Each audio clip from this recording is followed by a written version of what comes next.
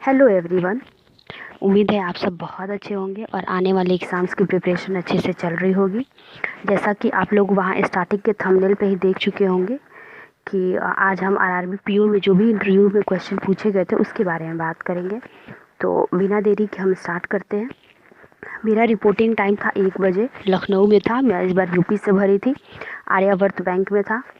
और 1 बजे मेरा दोपहर का 1 बजे रिपोर्टिंग टाइम था और हम लोग 12:45 तक वहाँ पहुँच गए थे, जो कि डॉक्यूमेंट वेरिफिकेशन का काम जारी था। हम लोग गए और वहाँ पे हमारी तुरंत एंट्री हो गई और आइरिस वगैरह वहाँ टी-सीएस वाले लोग बैठे हुए थे जो आइरिस कर रहे थे। फिर हमें एक फॉर्म दिया गया, जो फॉर्म में लिखना था कि आप कौन कौन सी डॉक्यूमेंट वहाँ सबमिट कर रहे हैं और आपके पास क्या है क्या नहीं है, वो सारी चीज़ें उसमें, सिग्नेचर और राइटिंग सैम्पल भी था उसमें। तो 2 लाइन की राइटिंग सैम्पल भी थी, वो भी लिखना था वहाँ पे। यही सारी चीज़ें उसमें भरनी थी और फॉर्म भर के और फिर हम लोग एक जगह बैठे वेटिंग एरिया में। फिर एक सर आए हम लोग को।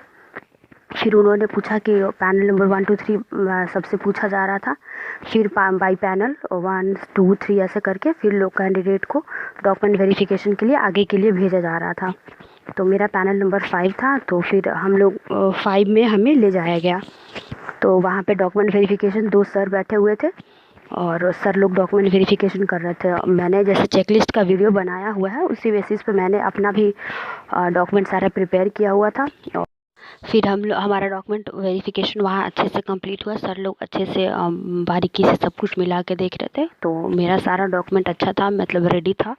कहीं कोई चीज़ दी थी, बस उन्होंने पूछा कि प्रोविज़नल मैंने दिया था, तो डिग्री को लेके पूछा। तो डिग्री तो था नहीं मेरे पास, प्रोविज़नल था। तो उसी बेसिस पर उन्होंने मतलब सब वेरीफाइड करके फिर एक सर आए हम लोग को, और जहाँ पे इंटरव्यू चल रही थी फिर हमें एक फ्लोर ऊपर लेके गया, तब सर लोग लेके गए। और वहाँ पे हम लोग गए तो वहाँ पे 6 पैनल था। हाँ, 6 पैनल था वहाँ पे। मेरा पैनल नंबर 5 था। तो हम लोग को ले जाके वेटिंग एरिया में बैठाया गया। ले जाके वेटिंग एरिया में बैठाया गया क्योंकि मेरा नंबर काफ़ी बाद था। मेरे से पहले करीब 12-13 लोगों का था, तो उनके बाद ही, तो उतना स्पेस नहीं था वहाँ पे। तो आराम से वेटिंग एरिया में करीब वो 5-6 लोग बैठे थे। और जो एक रूम था जहाँ पे वेट करना था, वहाँ पे रैंडमली बहुत सारे लोग बैठे हुए थे। उस रूम में एक ड्रेसिंग था जो बड़ी सी मिरर लगाई हुई थी, और एक वॉशरूम था जिसको मतलब फ्रेशअप होना आराम से हो सकता है। फिर तब तक इसी बीच में लंच का टाइम आया। फिर 15 मिनट का लंच हुआ, उसके बाद फिर से इंटरव्यू कंटिन्यू किया गया। तो बारी बारी सबको टाइम दिया जा रहा था। मेरा टाइम करीब आया 3:45 के आसपास, बैठे बैठे, और 3:45 के आसपास मेरा टाइमिंग आया। तो फिर मैं गई।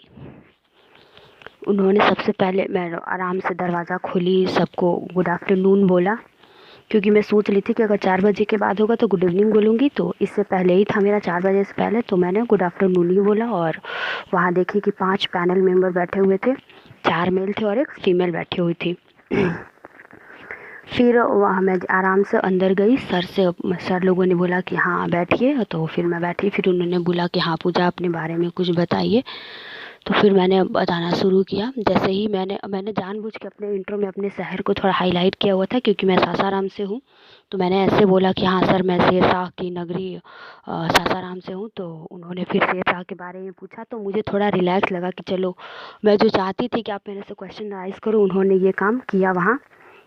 फिर उसके बाद फिर उन्होंने मेरे से ये शहर के बारे में पूछा, तो फिर मैंने बताया। फिर मेरे यहाँ से उन्होंने पूछा कि आपके यहाँ कोई फेमस सांसद रहे हों। तो मुझे याद नहीं था, तो फिर मैंने उस टाइम सॉरी बोल दिया। फिर उन्होंने मुझे हिंट भी दिया कि हाँ आपके यहाँ से उनके पापा, उन्होंने नाम बताया कि मीरा कुमार जी हमारे यहाँ सासाराम से सांसद थी। तो फिर मुझे याद आया, तो फिर मैंने उनका नाम बताया।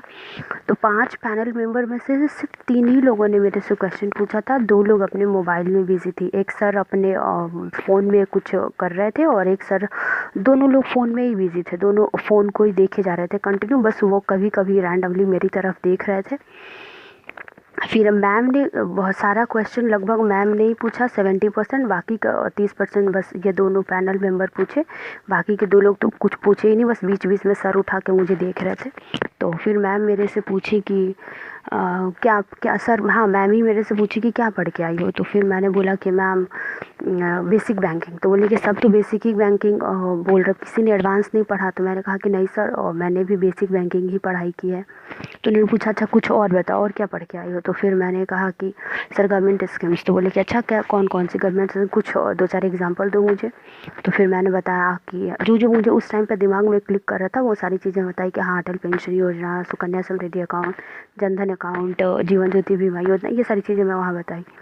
फिर मैम मेरे से पूछी कि आरआरबी को क्यों लाया गया, जब ऑलरेडी दुनिया में नेशनलाइज बैंक थे तो फिर क्यों लाया गया, इसको लाने का क्या रीज़न था। तो फिर मैंने भी बहुत अच्छे से जवाब दिया कि मैम जो भी उस टाइम मेरे दिमाग में आया कि नेशनलाइज बैंक तो अर्बन और सेमी अर्बन तक ही जाते हैं, आरआरबी का मेन मोटिव होता है ग्रामीण गांव को विकास देना, ये वो जो भी उस टाइम पे दिमाग में आया मैंने ऐसे जवाब दिया। फिर वो मेरे से पूछी कि अच्छा मुद्रा में जो हम लोन देते हैं, तो मान लो तुम एक छोटे कारोबारी को लोन दिए और वो लोन ले लिया तो उससे क्या होगा। तो फिर मैंने उससे बताया कि मैम एम्प्लॉयमेंट जनरेट होगा, फिनेंशियली इंडिपेंडेंट होंगे, ये सारी चीज़ें जो भी उस टाइम पे आया वो भी मैंने आंसर दिया। फिर वो मेरे से पूछी कि अच्छा जैसे तुम बोली हो कि गवर्नमेंट स्कीम पढ़ के आए हैं, तो सरकार की कोई ऐसी पॉलिसीज़ है जीवन को लेके, LIC को लेके। तो मैंने कहा कि हाँ मैम। फिर मैंने बताया जीवन ज्योति बीमा योजना और प्रधानमंत्री सुरक्षा बीमा योजना, ये 2 चीज़ मैंने बताई। फिर उन्होंने पूछा कोई फसल के लिए, तो फसल के लिए भी मुझे दिमाग में था कि हाँ फसल बीमा योजना जो चलता है, ये सारी चीज़ें फिर हुई। फिर वो मेरे से मेरी मम्मी, सॉरी मैं एक बताना तो भूल ही गई, इंट्रोडक्शन में मैंने अपनी मम्मी को भी हाईलाइट थोड़ा किया था क्योंकि मेरी मम्मी स्वास्थ्य कर्मी मतलब हैं।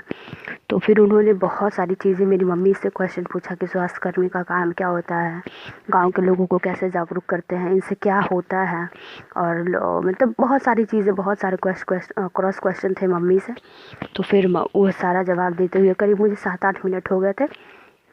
फिर उन्होंने पूछा कि तुम बिहार वाले सिर्फ साइंस ही क्यों पढ़ते हो, ऐसे ही हंसी के तरीके से पूछा कि मैं सुबह से इंटरव्यू ले रहा हूँ, देख रहा हूँ कि जितने भी बिहार से लोग आए हुए सब साइंस पढ़ा हुआ है, तो क्यों बिहार में साइंस पढ़ना और पास करना बहुत इजी है। तो फिर मैंने भी उसको बहुत अच्छे तरीके से जवाब दिया वहाँ पे। तो ओवरऑल बस इतना ही था मेरा इंटरव्यू, 7 से 8 मिनट इंटरव्यू मेरा चला होगा। ओवरऑल तो बहुत अच्छा इंटरव्यू गया था मेरा।